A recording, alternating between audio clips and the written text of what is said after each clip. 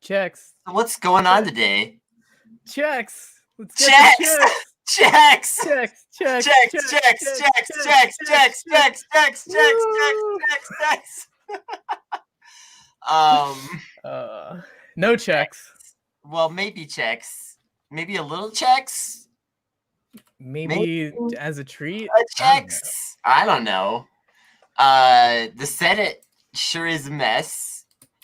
Bernie and Mitch McConnell just going after each other's throats. You kind of love to see it, really. I mean, if all you can do is enjoy the spectacle of politics, and for some of us, that's all that's really left sometimes, it's pretty wonderful to see Bernie and Mitch McConnell just go after each other. Bernie brought the goddamn Trump tweet to the floor. Like, nice. It's just amazing. Just I can't believe it's so funny how often this happens nowadays. It's like this isn't even that unusual, right? For a senator or a congressperson to bring a giant tweet to the floor while discussing something. How normalized is that now? Like at one time we could have shown that image and it would have elicited like a what response, but everybody's just used to it now. We'll get like a few chuckles. Well, what I'm thinking is just like, why do they have to? They can't just use like a projector. They always gotta like get the card out. They gotta like say, oh, "Hey, I want this Donald Trump tweet on this like big ass piece of cardboard." That's and they do it every single time. Why aren't they just like, here? It's my turn with the big screen or whatever. You know, like they have like a newsroom style giant television wall. Like that sounds excessive, but it would be less wasteful than just like printing the shit out all the time. Like giant printers cost a lot. Yeah. Well, this is what I'm wondering, right? Like maybe they don't want to do screen sharing because like, I don't know, Ted Cruz might like put up some porn on in front of the whole Congress gang or something, right? And that's just embarrassing. You never want to do that.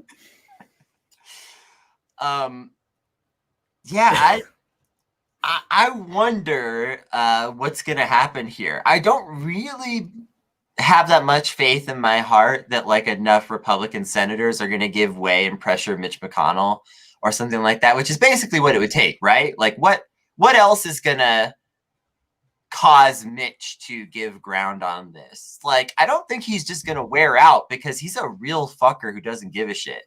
Yeah. And like if he was gonna wear out, he would have gotten out of politics a long time ago or stopped doing what he's doing. He likes being a punching bag. Right. He's fine in the same way that Nancy Pelosi is fine with being hated. Mitch McConnell is fine with being hated, and that's like the people who are willing to do that, like get themselves into certain kinds of positions sometimes, and Mitch McConnell is like one of those people. So yeah, he's not gonna like just like suddenly be like, oh, you know what, I want to go home. But on the other hand, is Bernie any more likely to back down here? Yeah. That's the big question. Like, which of these two people is more likely to back down? Because it seems to me that both of them, in a way, have a lot riding on this. But on the other hand, neither one of them have much to lose in terms of just like, they're just old geezers with no other things to do except just like hang out and do this politics shit, right? print out freaking tweets on giant ass pieces of cardboard. Yeah. I know someone's gonna get mad at me for calling Bernie a geezer, but I'm sorry, y'all. Like, let's just face facts. Come on. He's not even like a proper boomer, right? Like he's like the generation before that. Silent generation or whatever. Yeah. Right? Isn't that what it is? Like Bernie's like old enough to remember like World War II. I don't know. Yeah. He lived through that, right? That's what makes him not a boomer. I don't know. Anyway, the whole point is that Bernie Sanders is a freaking geezer. Nothing wrong with being a geezer, though. Yeah, like I don't. It's an interesting situation because it really is like it's a showdown between two sort of I don't know, political titans in their own way. I mean, these are both people with like long histories in politics. They have a lot of friends. They have a lot of enemies. They have a lot of things, kind of like I said, writing on this, and they just have the ability to just be there. And also, it's a coronavirus. I mean, really, like, what are you missing out on if you're hanging Yeah. out on the Senate floor instead of what? Like, I mean, I know that some of these people are bougie enough to go to small parties and shit, but like, still, like, what are you really missing out on? So, like, there ain't shit going on in the world. You might as well put all the attention on yourselves, right? Yeah.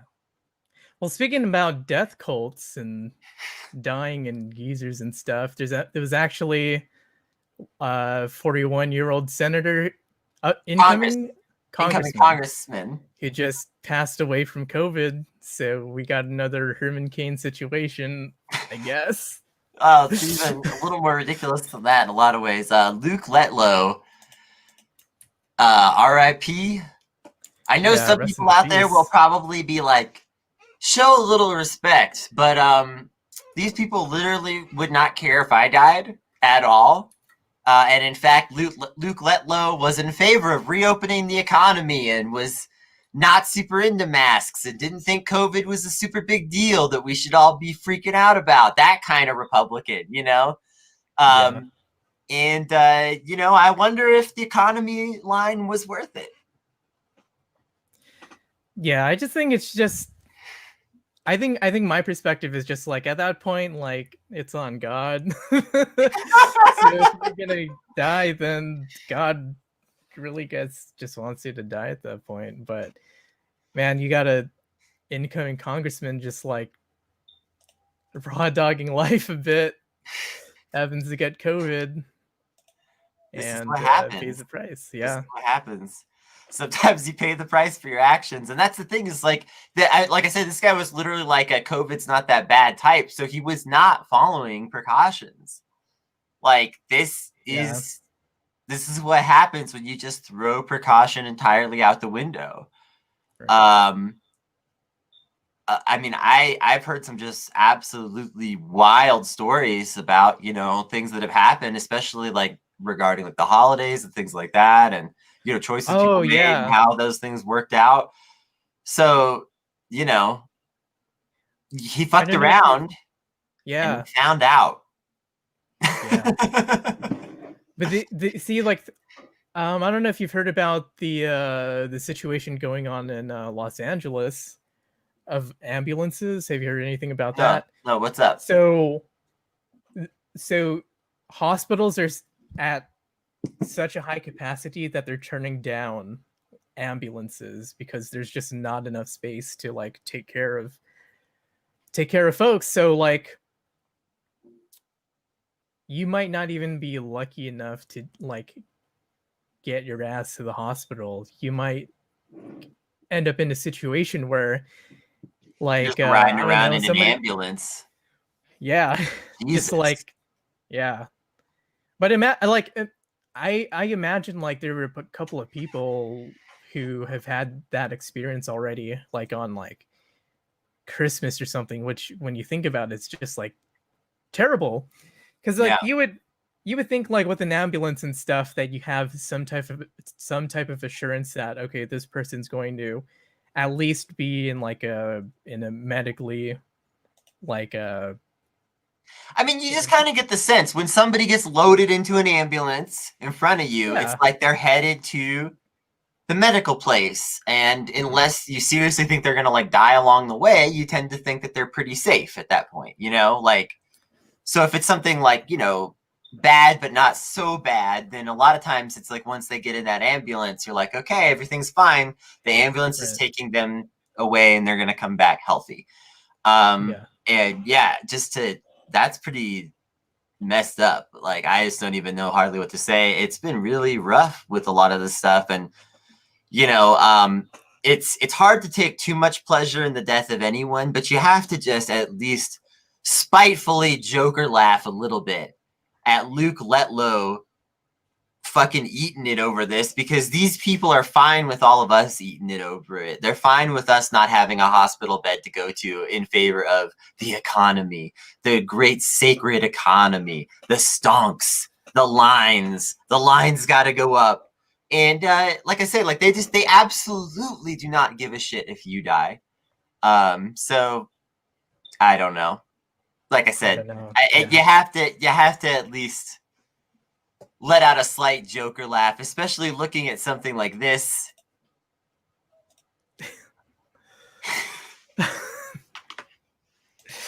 Assuming office never because he is dead. Now that's some right there.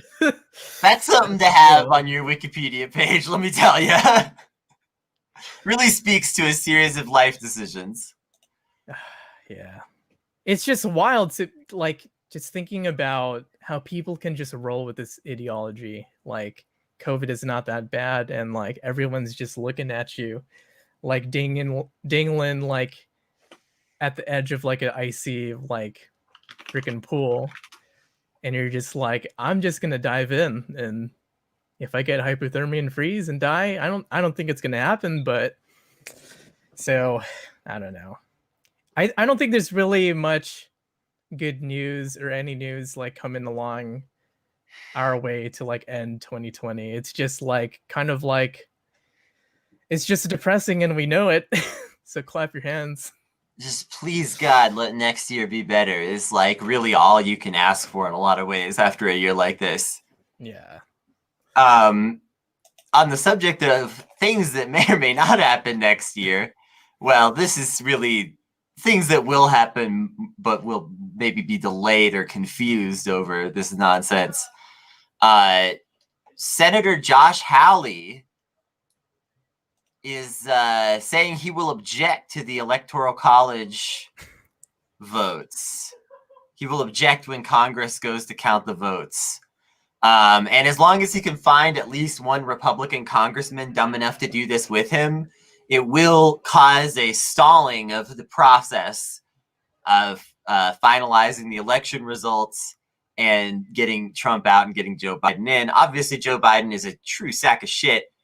It is kind of, I don't know. I don't even know what this is at this point. Like, there have been no court cases that have held water proving any kind of fraud. There's been nothing to really like.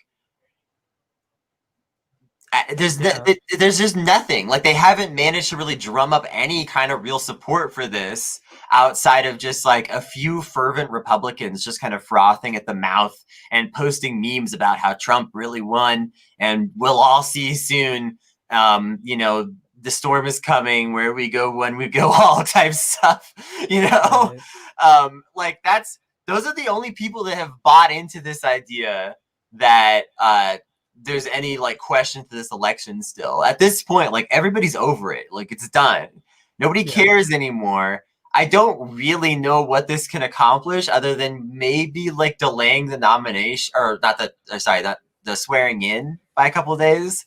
Mm-hmm. Like, it just seems like a really ridiculous, desperate play, but it also seems like, on the other hand, the very pessimistic part of me wants to be like, I don't know, like the Republicans are probably like still trying. They probably still have some 11th hour play that they're considering. Or right? I just think they're just going for it, right? Like there might not even be as much as a strategy as much as it is just like cementing the idea in people's minds that like Trump like really did win or something. I don't know. Like as long as you can just keep shouting out that kind of stuff, then it'll eventually, I don't know. I mean, my absolute most pessimistic view is that this is to drum up more domestic terrorism. This is to like motivate the white nationalist terrorists, you know, to give them a narrative that like, you know, their bright future that Trump was going to achieve was stolen from them. And of course, like anyone who understands how things actually work knows that if Trump was really going to achieve a bright future for everyone in his second term, then he would have started doing it in his first term, because you don't just do something like that overnight. It's a process. So the fact that Trump's first term was a shit pile, you know, goes to demonstrate that like this fantasy that these white nationalist assholes have is absurd, but like this will be the narrative that they're able to spin out of this.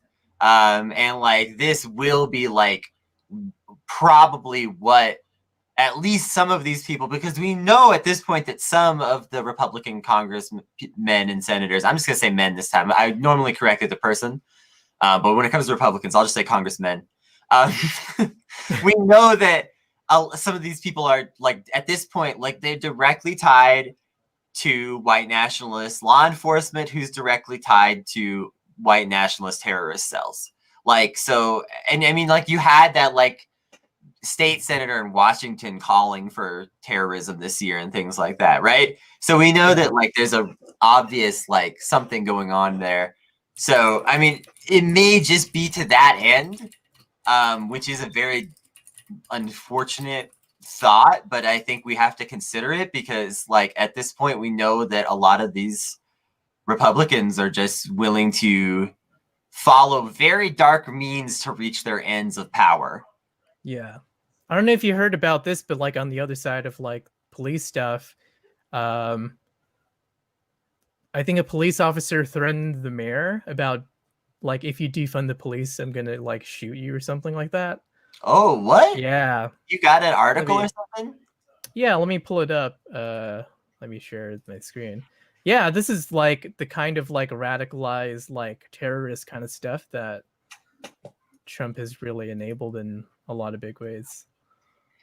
Yeah, not that Trump is the originator of any of this stuff, but certainly he has helped to catalyze even more of it into action. And his loss, you know, like it really didn't matter what happened. They were going to catalyze it into more action either way. Let's not like blame ourselves in some fashion. It's not the election of Joe Biden's fault that like the Republicans are going to freak out more. Mm-hmm. Yeah, I think I got this article right here.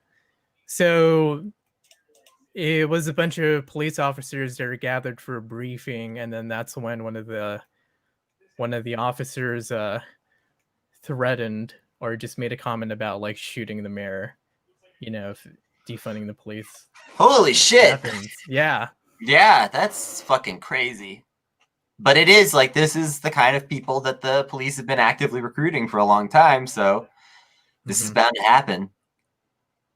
I don't even want to dive too deep into this. This is just depressing. Listen, folks, we're going to take a quick 60-second break. When we come back, we'll try to talk about something slightly fun. Yeah, maybe we can talk about 2021. We'll talk a little bit about 2021. We'll also talk a little bit about some year in review stuff. And we'll talk a little bit about some of the things that we're going to have going on tomorrow when we come back.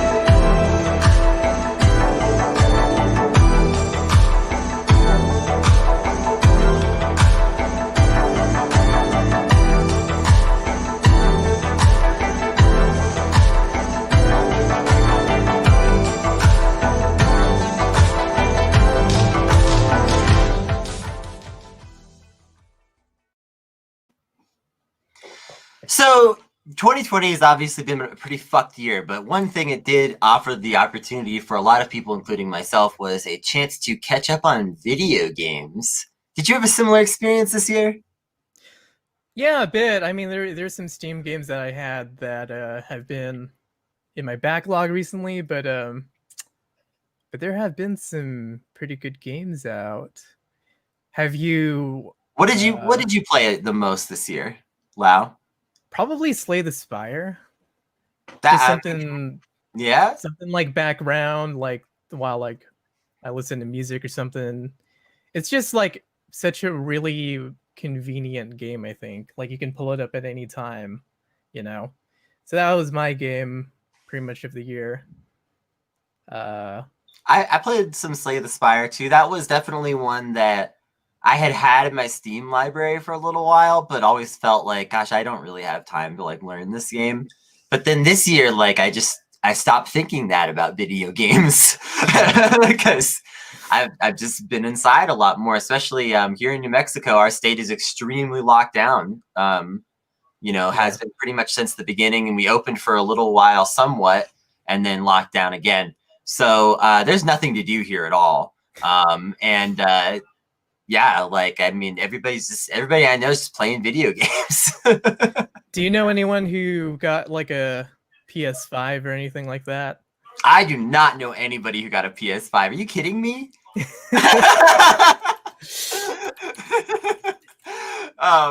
That's been a wild thing. Did you hear about that?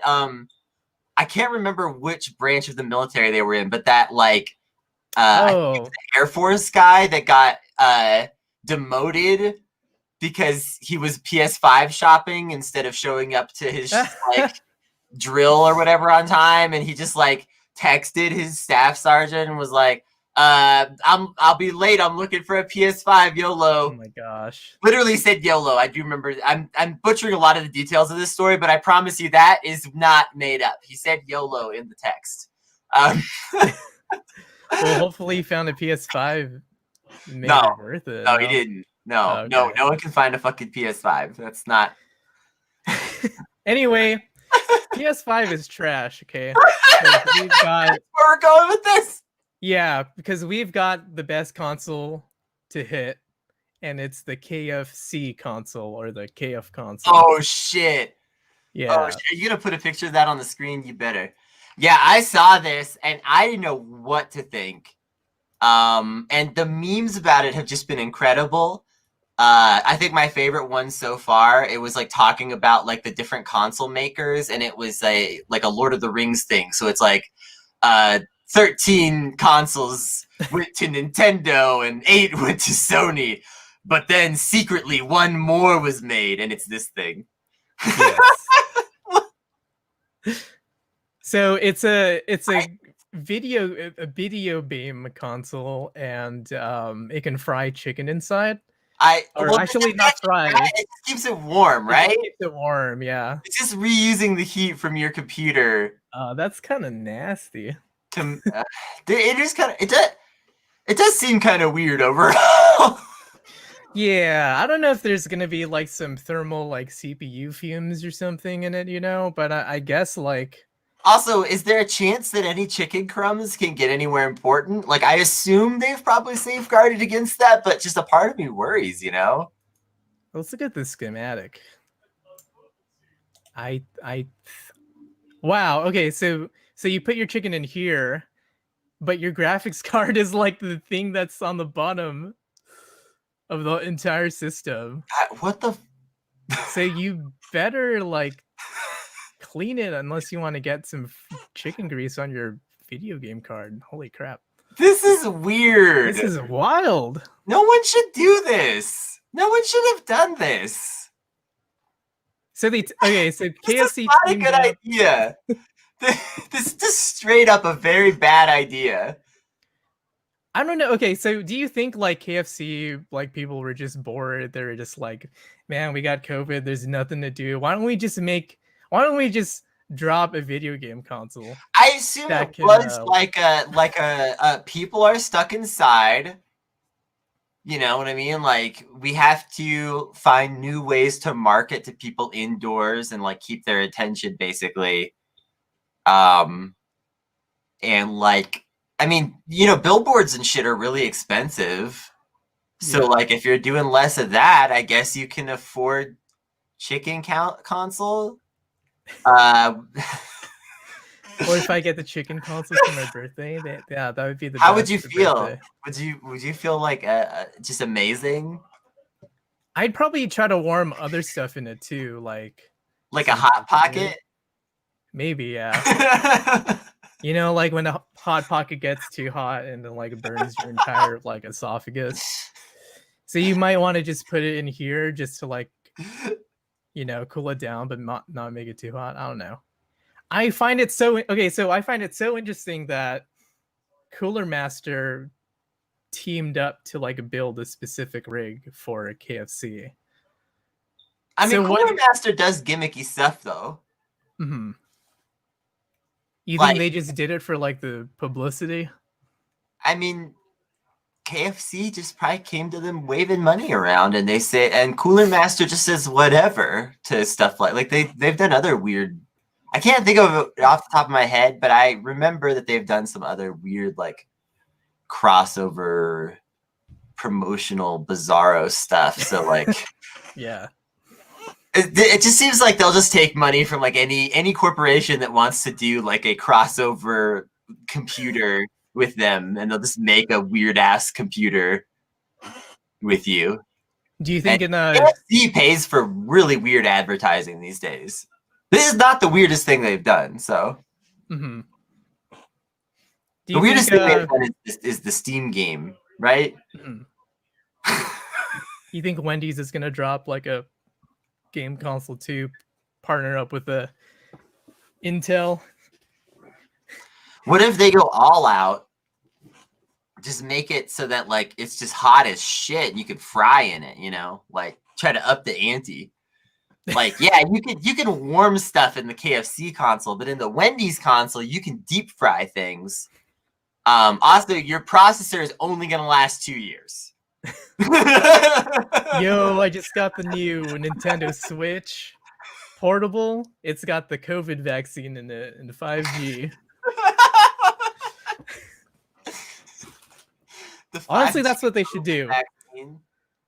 That's what Congress should do, right? Instead of like a $2,000, check that they're gonna like write to everyone, they should just spend the $2,000 on like partner up with like with Newegg or something and like make a COVID vaccine console that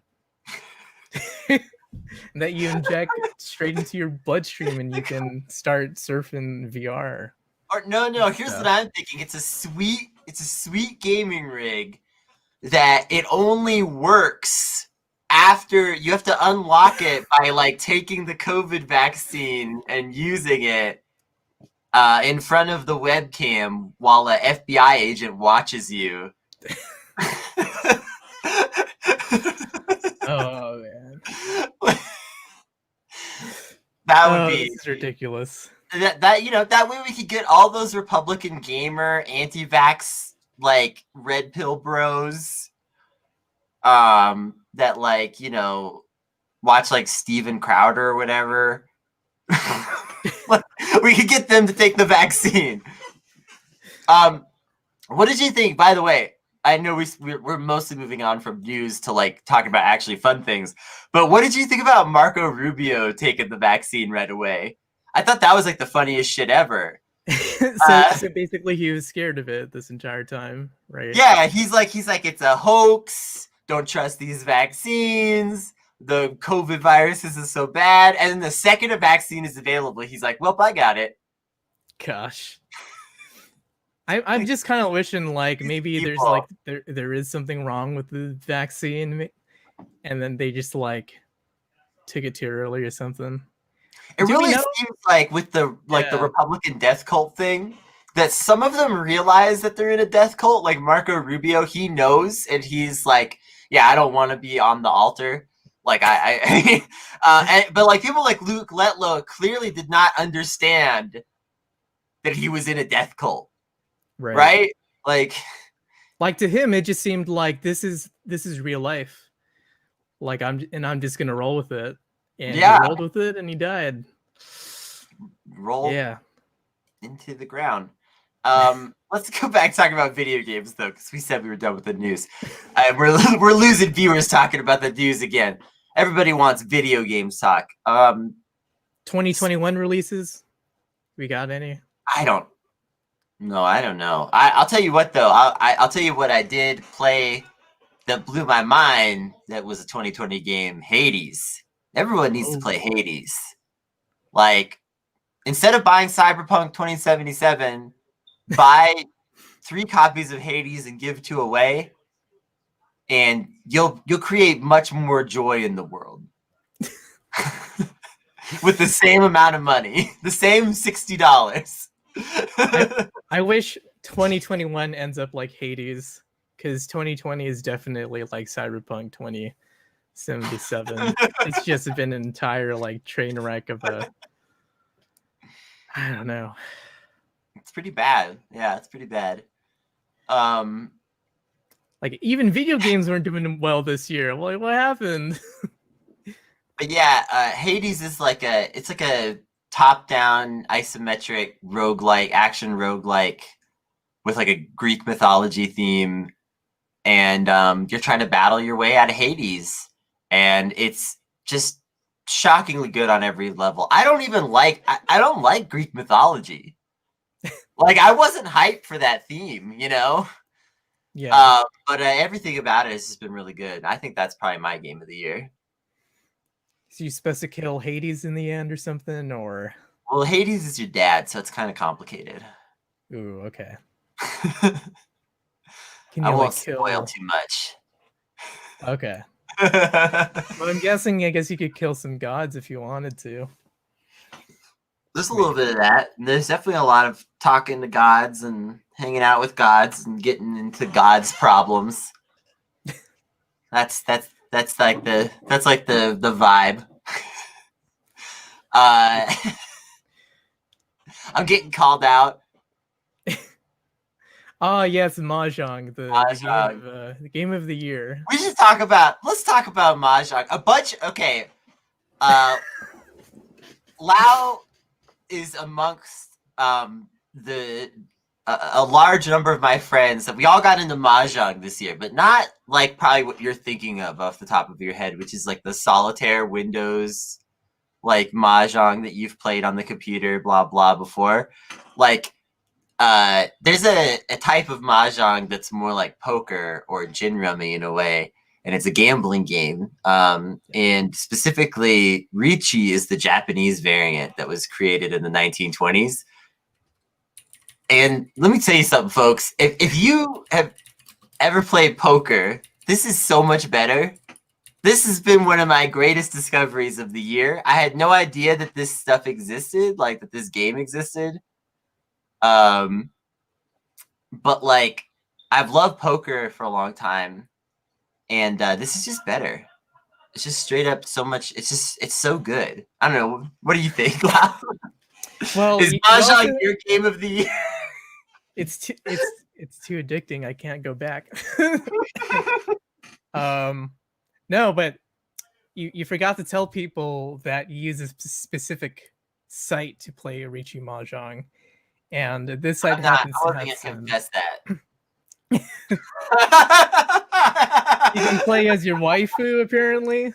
Is that what the deal is with this Richi Mahjong? It's a very cringe anime themed site. Was not made in America. There aren't that many options, it turns out. This is not the world's most popular game, although it's more popular than you might think. I don't know. That's my shadow game of 2020. Best game of 2020. The only thing that might be a little bit hard is if you need like 4 people, right, to like have like a complete game, or you have to have friends. This is tough. Oof. Yeah. Bunch of people are about to tune out. No, I'm just kidding. We should definitely start like a 2021 like leftist league Mahjong. Leftist Mahjong league. Yes. That would be really dope. I've been thinking about maybe I'll stream some like ranked Mahjong sometime, but I don't know if anyone would even like watch. Here I think you just gotta market it correctly, right? So like you got your MLs and you got your MLMs, and then you've just got like old Chinese dudes playing Mahjong who like had affiliations with like the Chinese Communist Party or something, and like just have a blast. I don't know. What if we did a not safe media documentary where we traveled around China playing Chinese mahjong, which I don't know the rules to yet, but is similar enough that I could probably learn how. And tried to use that to infiltrate Maoist circles for the documentary. Our Maoist mahjong task force, is that what we're gonna have? See, this is what leftist theorists have not considered is left unity through mahjong playing. Damn. Yeah, because Rishi mahjong's a pretty like young game, right? Like right in 1920s. So Marx Yeah. could have never foreseen Rishi mahjong. It was not something that he was capable of understanding the power of. Maybe that's just what we need, right? We just need to do mahjong leftist league. People will get interested, start the revolution, you know, and then we ended playing mahjong. Listen, I'm open to it because I like mahjong. Nice. Like kind of like you know how ping pong used to be such a big deal between like US and China, like in the Olympics and stuff. I have seen Forrest Gump.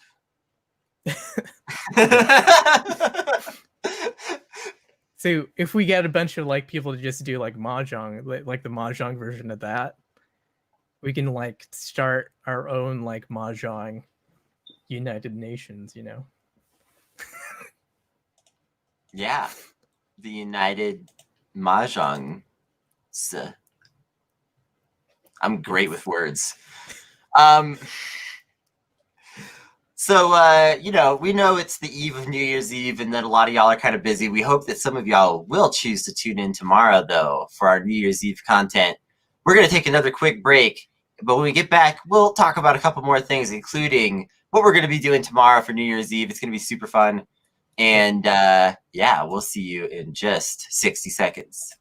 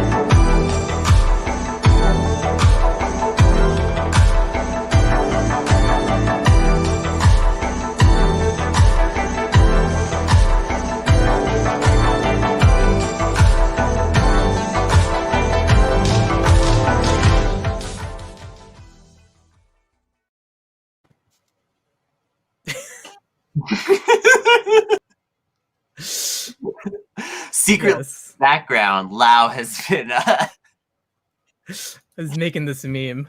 I want to use the Obama pyramid. Oh shit. Just plop that on, you know. That's amazing. I love that. I love that for you. I love that for us. Stay tuned to Twitter. This will probably be on Twitter in a little while. Yes. Yeah, folks, we're going to keep this stream a little on the brief side today because we know everyone's busy. But again, we wanted to quickly promote what we got going on tomorrow for New Year's Eve. You've got to tune in because it's going to be a great time. At 6 Eastern, we're going to kick things off. We're going to start off by talking a little bit about like labor organizing in the new year, just organizing in the new year a little bit, just kind of get some serious stuff up front. It's not going to be like a ultra prescriptivist kind of thing. It's just going to be like an open-ended, like talk about ways that we could be better organizers and activists next year. And then from there, we're going to start getting into more fun stuff. We're going to have a couple rounds of Jackbox. We're going to have some 2021 bingo cards that we're making with some friends shows and just a bunch of other fun stuff. And later on in the evening, we'll have some special segments. We're going to do lots of New Year's, or lots of podcasts have New Year's specials these days. A variant on lots of guys have podcasts these days where we go around watching everybody else's New Year's specials for a few minutes and I praising or dunking them depending on how we feel and who they are and things of that nature. So it's going to be a lot of fun, and we just really hope that a lot of you can make it and come enjoy the fun with us. Obviously, going out and attending a large party is very irresponsible in a pandemic. Yep. And a lot of people are going to be making the responsible choice to stay home. I know this because a lot of you are on Twitter saying, I'm not going to do anything stupid for New Year's. I'm going to do the right thing. And I know I have the same kind of thought. So let's all hang out together online, virtually, play some games, have fun, and just have a low-key good time. And I think a low-key good time is probably the best way to end this year with everything that's happened so far. And hoping that 2021 is a year of hope and a year of change. Unlike the Obama years where he used that slogan and didn't really do much about it. Well, yeah. We know this time that the change isn't coming from the top. It's coming from us. So let's be the change that we want to see in 2021. We appreciate all you out there for watching, and we'll see you in the new year. Bye-bye. Later.